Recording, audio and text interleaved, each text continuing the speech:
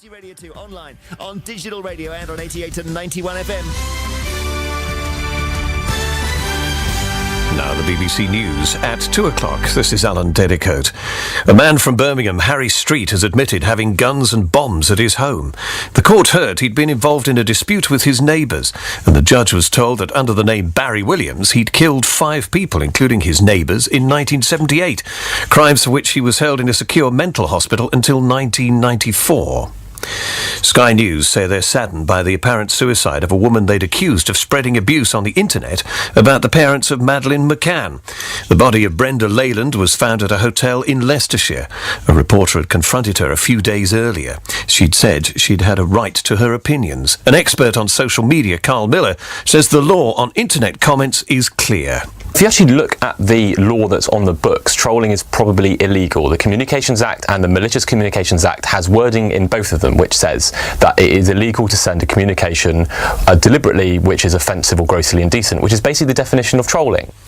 Srian Dewani from Bristol has formally denied murdering his wife on their honeymoon in South Africa.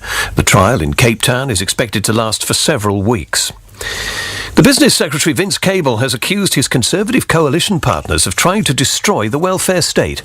Mr Cable told the Liberal Democrat Party conference in Glasgow that Tory plans to cut spending by a further £25 billion after the next general election would do great harm to key services.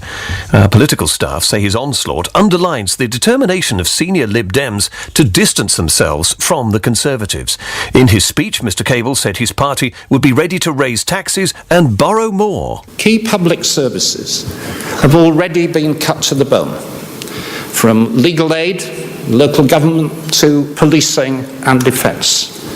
And the Tories are ideologically obsessed by cuts because they see it as a way of destroying public service and the welfare state which they detest. Virgin Atlantic is to close its short-haul service Little Red, which operates domestic flights within the UK.